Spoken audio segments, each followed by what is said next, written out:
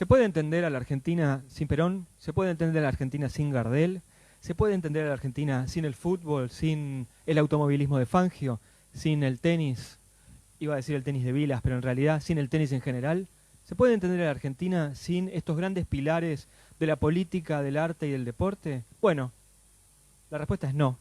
Y tanto así que Maximiliano Cronenberg escribió un muy buen libro que sale por Indie Libros y que se puede leer en forma exclusiva en Leamos, que se llama, uy, mirá qué fallido, gracias a todos por venir, me voy corriendo. Perón, Gardel y los deportes. Maximiliano, muchas gracias por estar aquí en el auditorio de Grandes Libros y de Leamos para hablar de tu libro, Perón, ahora lo digo bien, Gardel y los deportes. Bueno, Pato, muchas gracias a vos y muchas gracias también a Indie Libros y Leamos por invitarme. Contanos esta idea de pensar la política, el arte y el deporte como un todo. ¿Por qué? ¿De qué lugar sale esa idea de reflejar, sobre todo en la década del 40, en el primer peronismo, la idea de pensar a la Argentina como un país tan sofisticado en tres ámbitos distintos? Bueno, de acuerdo a lo que pude investigar, creo que todo remite a un proceso de construcción, porque el país justamente se estaba construyendo. Estamos hablando de la época industrial. Tenés que hablar más cerca del micrófono, nos dice Rafael. Rafael es nuestro operador y pero... Bueno, sí, como te estaba diciendo, tiene que ver con un proceso de construcción que el país estaba viviendo. Antes estaba la Segunda Guerra Mundial, Argentina estaba alejada de todo esto y empezó a haber un movimiento migratorio muy importante en el país, producto de la época industrial, de la revolución industrial, y ahí se empezó a generar ese tipo de construcciones político, deportivo, también social y cultural. Y por eso lo que cuento en el libro es esto, todo lo que engloba la parte política, deportiva sobre todo, que no estaba dentro de lo que eran los derechos de los ciudadanos en aquel momento, y sobre todo las clases bajas. La idea de un partido político o un proyecto político apoyado en el deporte es una idea que se sostiene en muchísimos países. Uno puede pensar inicialmente en el nazismo, si querés, sí, o en populismos de derecha, pero también Estados Unidos es un país que se sostiene en el deporte y uno nunca lo pensaría desde ese lugar, desde el lugar del populismo, sí de derecha, perdón la tos, sí de derecha pero no del populismo. ¿La Argentina en qué proyecto se engloba? ¿Se engloba más en ese del populista, en ese del desarrollista, sobre todo en esos años que veníamos hablando de la década del 40? Bueno, está todo ligado a lo que pasaba en aquel momento, mediados del siglo, estamos hablando Segunda Guerra Mundial, después de la Segunda Guerra Mundial, el nazismo estaba muy presente, lo que era el fascismo también, sobre todo porque Perón había estudiado mucho tiempo en Italia y tenía el legado de Mussolini, lo tenía incorporado. Pero cuando vos hablas de populismo, populismo remite a todo también, a todos los países, porque también hubo Juegos Olímpicos y los Juegos Olímpicos también fueron una cuestión de Estado en cualquier lugar. Podemos hablar de la época de Hitler, del Tercer Reich, Berlín de 1936, hasta podés hablar de los Juegos Olímpicos de Barcelona en 92. No tiene nada que ver los regímenes nada de eso, pero sí, el deporte siempre fue utilizado por el Estado. Lo novedoso de todo esto es que Perón lo que hace es incorporar el deporte como política de Estado, y ahí es cuando empezó a desarrollar el libro. Bueno, vos hablás de eso, de Perón y el deporte como política de Estado, sí, y lo mencionás a Perón y también a Gardel, ya que estamos, lo podemos traer en esta pregunta, como grandes deportistas a los dos. Sí, más que nada Perón. Perón tenía el deporte en la sangre, lo llevaba y también lo sentía. Gardel era un personaje un poco más pintoresco por todas las cosas que hacía. No le gustaba tanto al fútbol. A Perón tampoco le gustaba tanto al fútbol, pero sí Gardel era fanático del turf. Estamos hablando de hace 100 años atrás. El turf era me atrevería a decir que era más popular que el fútbol en ese momento. Y era fanático. Lo que hacía Gardel en comparación a Perón, para salvar diferencias, era que Gardel utilizaba el deporte por una cuestión estética. Perón era más competitivo, hasta el punto, bueno, como lo digo en el libro, fue seleccionado para disputar en los Juegos Olímpicos de 1924, de París 24, y quedó relegado porque era militar. Bueno, ahí lo cuento bien, no sé si puedo contar todo. No, está bien, igual la invitación es a que se lea el libro porque en esta documentación incluye, por ejemplo, hasta la cantidad de votos que sacó Perón en el 46 y la cantidad de votos que sacó Tamborini, que uno en principio diría Perón arrasó, y no arrasó, le ganó por 200.000 votos nada más. Sí. Es cierto que la cantidad de votantes era muy reducida porque el país tenía pocos habitantes y solamente votaban los hombres, pero la alianza antiperonista, tuvo un gran lugar en aquel momento. Sí, bueno, la diferencia era que Perón era un líder carismático y desde esa posición de ser un líder carismático atraía a las masas. Y ya venía, bueno, por la historia como lo marca, venía porque era secretario de Trabajo, ministro de Guerra y vicepresidente de la Nación. Ya tenía la parte de control de masas, digamos, a partir de este tipo de gestiones. Y bueno, el deporte Perón lo practicaba y lo sentía. Y no era uno más, porque también cuento en el libro que había otros presidentes que practicaron deportes, pero Perón tenía otro tipo de llegada por su carisma. Y también se vio reflejado con la política con Evita. Hay una idea en el libro en la que se ve que el deporte funciona como una comunicación de las masas también. Sí. Bueno, hay un mensaje claro, las políticas estaban completamente articuladas y Perón aplicaba ese concepto a rajatabla y la bajada de línea era así, porque si uno ganaba, un deportista ganaba, se generaba como un triunfo colectivo, pero también se hablaba de la patria, de la nación. Gané por Perón, gané por la patria y gané por la nación. Eso es un sentimiento patriótico muy fuerte, pero a lo que yo invito es a leer el libro y a poder trasladarse a esa época para poder sentir lo que se vivía. Hay una cuestión también muy llamativa que es que todas las obras que están, bueno, uno lo sabe de hace muchos años, pero verlas todas juntas de golpe es muy llamativo. Todas las obras deportivas están vinculadas al peronismo. La cancha de Racing se llama Juan Perón, pero el velódromo se llamaba 17 de octubre, los campeonatos se llamaban Campeonatos Evita. La idea del peronismo asociada a esas dos figuras paternales como son Eva y Perón es omnipresente. Sí, inclusive también el autódromo se llamaba 17 de octubre. Estaba todo muy relacionado a las políticas y había más obras todavía, pero era como un fervor peronista esto de generar la nueva Argentina, que yo también lo menciono en el libro, y todo ligado a la política de Perón. Si había un triunfo argentino se tenía que vanagloriar a Perón. No era obligatorio, pero es lo que sentían los deportistas. De hecho, bueno, hay algo que no lo cuento en el libro, pero está. Los deportistas, cuando ganaban, eran amateurs, no recibían nada a cambio.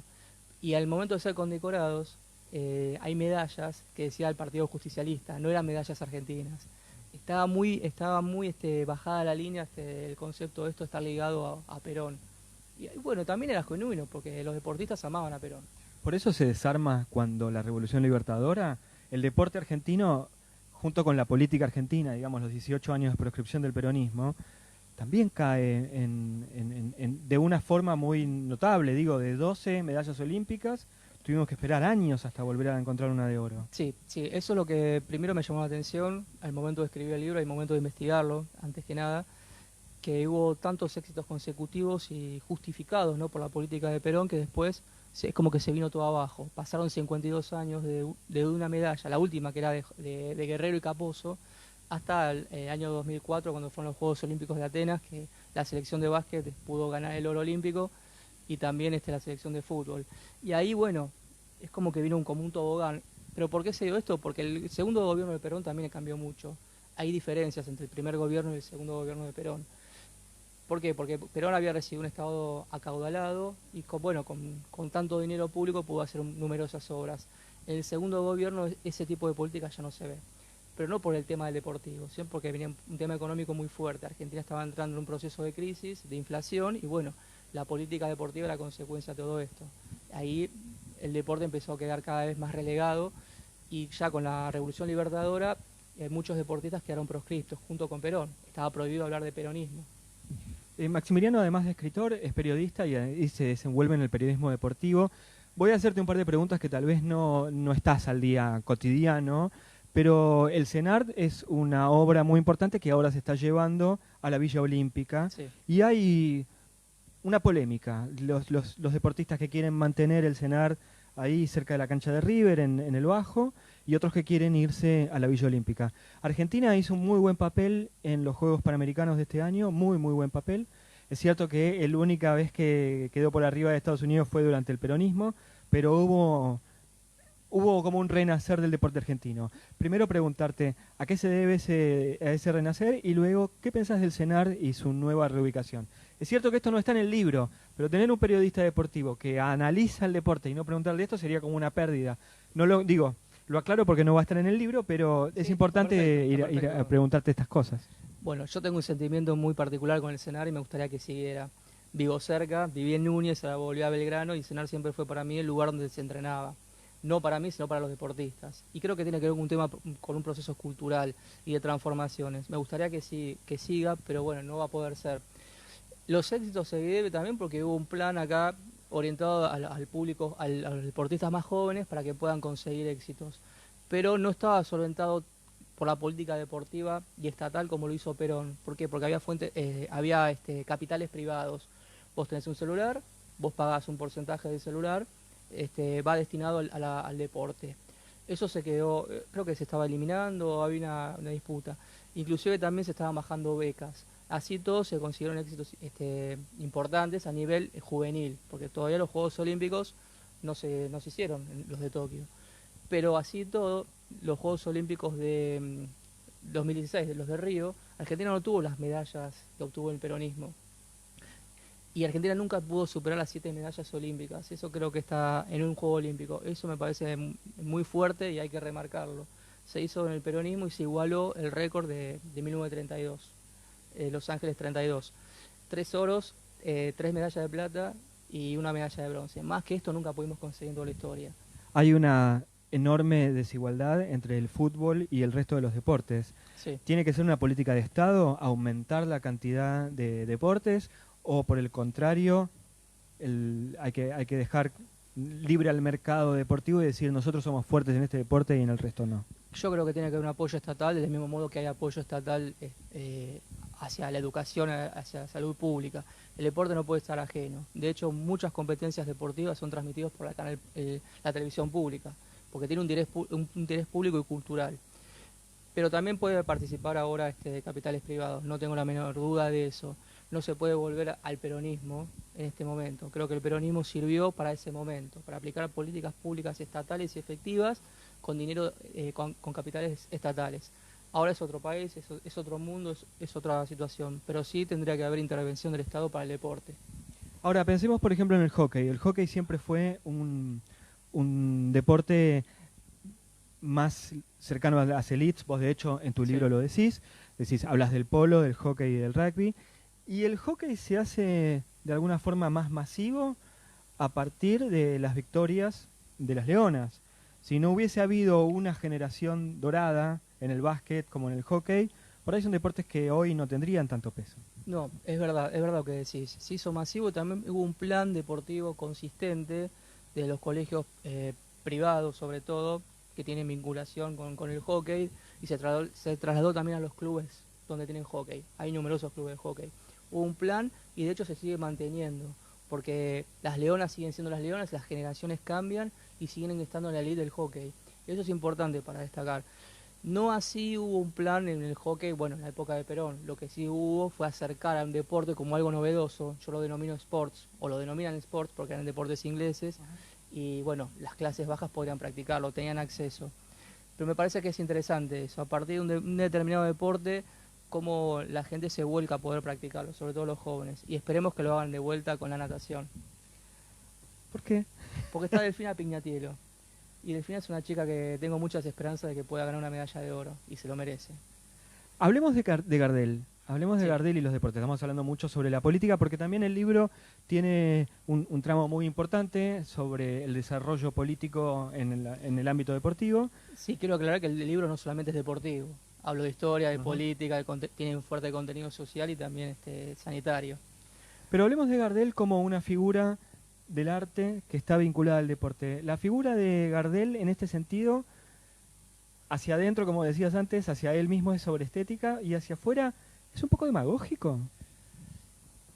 Y si nos posicionamos hace 100 años atrás, año 1919 o 1900, 1920, por ahí, podría decirse que sí, porque Gardel era lo máximo que había en Argentina y el máximo exponente del tango a nivel mundial era Gardel. Era una figura impresionante, descomunal. Y él cuidaba su estética porque le favorecía también, porque era un dandy Gardel. Hay una foto que forma parte de la portada, que está jugando con la paleta y está fumando. El libro está, además de muy documentado, con muchísimas notas al pie, hay entrevistas a varios intelectuales, por ejemplo...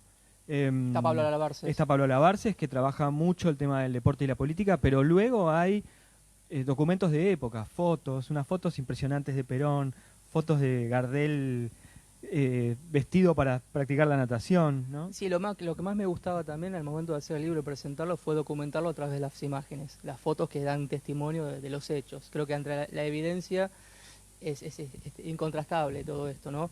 Y bueno, te interrumpí en el medio porque estaba contando eso, pero Gardel y su relación con los deportes para acercarse, así como Perón usaba el deporte para hacer una comunicación de masas, ¿cuál era la comunicación que daba Gardel a partir de los deportes? Desde el punto de vista personal, Gardel hacía deportes por un tema estético, por lo que te decía, ¿no? Porque era medio gordito y practicaba natación, gimnasia sueca, ahí cuento en el libro que se trata la gimnasia sueca, paleta, hacía todo tipo de deportes, pero después presenciaba eventos deportivos y su figura era como algo omnipresente. Él no quería sacarle el protagonismo a los deportistas, sino lo hacía de un rol más que nada para ver el deporte nada más, algo social, para fortalecer los vínculos sociales lo hacía, pero con su sola presencia era como que atrapaba a las masas y tenía un alto poder de convocatoria. En el tango el deporte se hace presente un poco desde la parte trágica, ¿no? El Por una cabeza. Hay un montón de tangos que eso también es llamativo, hay un montón de tangos. Sí. Belgrano, le guisamos solo, sí. Por una cabeza. Pero el deporte en el tango, que históricamente es una música que hace mella en la tragedia. El deporte, ¿cómo se relaciona con el tango? Y a través de los acontecimientos que uno va presenciando. Por ejemplo, el tango Patadura, que habla de Ochovita, burlar a la defensa con pases y gambetas y ser como Ochovita, el crack de la afición, lo que lo cantaba Gardel. Tenía un destinatario que era Ochovita. Ochoa era un crack de Racing en ese momento, muy amigo de Gardel. Entonces Gardel le gustaba agasajar a sus amigos interpretando este tipo de canciones. También hay otro tango que se llama Knockout del Amor. A Gardel también le gustaba el boxeo. Y no solamente eran tangos vinculados con el turf, sino que había deporte, había fútbol, boxeo y otro tipo de deportes más también. ¿Cuál es la relación que hay entre Perón y Gardel?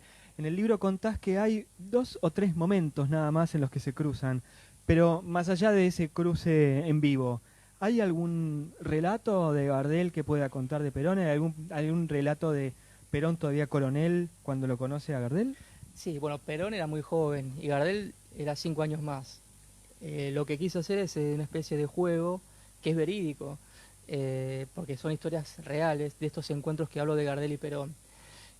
Y Perón sabía quién era Gardel, pero Gardel no sabía muy bien quién era Perón, porque en ese momento Perón no era el ícono de los argentinos que representa en este momento también.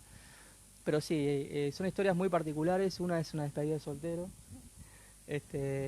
Bueno, antes de lo que ocurrió el mismo año que ocurrió el fallecimiento de Gardel, la trágica muerte de Gardel, y la anterior, que fue el primer encuentro, el año 33, se dio en otro tipo de situación también azarosa, donde Perón le pide cantar un tango a Gardel. Y Gardel, no quería faltar el respeto al general, bueno, no era el general, pero no quería faltar el respeto y lo cantó igual. Porque Perón y Gardel también eran como las dos caras de la moneda. Tenían diferentes tipos de ideología. Pero me llamó la atención qué pasó en el año 30 con el golpe de Estado, porque los dos apoyaron al golpe de Estado. Y es algo que Gardel, tiempo después, confesó que se había arrepentido. Te hago la última pregunta. Hablando de 2 íconos como Gardel y Perón, finalmente son íconos, uno puede estar políticamente a favor o en contra de uno. De Gardel creo no debe haber nadie en contra, pero supongamos que son 2 íconos, hay otros íconos en la Argentina, pero hoy, ¿quiénes serían los representantes de Gardel y de Perón? Muy buena pregunta. Como íconos, bueno, en el libro hablo de 2 íconos. Yo, a mi criterio, pienso que hay 4 o 5 íconos en la historia de los argentinos. Uno es Perón, otro es Gardel, Evita, podría incluir a San Martín y por supuesto Maradona. Hoy Maradona sigue vivo, está vivo. Lo pondría como ícono, pero y Messi también lo tendría que poner a Messi por lo que genera, y a nivel político me cuesta encontrar un ícono acá. Es sorprendente que finalmente uno piensa en la Argentina como una sociedad de ciertos valores, pero cuando nos remitimos a los íconos, hablamos de los deportistas hoy en día. Y sí, creo que el deporte es lo que mueve masas, también mueve multitudes y mueve sentimientos. No creo que un político mueva tantos sentimientos como si lo hace un deportista. Sobre todo el fútbol, ¿no? Porque el fútbol es el deporte más popular que tenemos acá los argentinos y lo vivimos con mucha pasión. Y el tema, el fundamentalismo, la pasión, creo que también nos devocamos. Es una pasión desmedida y también nos equivocamos como sociedad. Tratamos a los ídolos ya a otro terreno, los vamos, al de dioses. Y son personas terrenales, tendremos que tratarlos de esa manera. Somos todos iguales. Maximiliano, te agradezco que hayas pasado por el auditorio de Grandes Libros y de Leamos. Estuvimos hablando con Maximiliano Cronenberg, autor de Perón, Gardel y los deportes, un libro que se puede conseguir en forma exclusiva desde Leamos, desde la plataforma de lectura por suscripción Leamos y desde Baja Libros. Gracias por haber venido al auditorio. Gracias a vos, Pablo.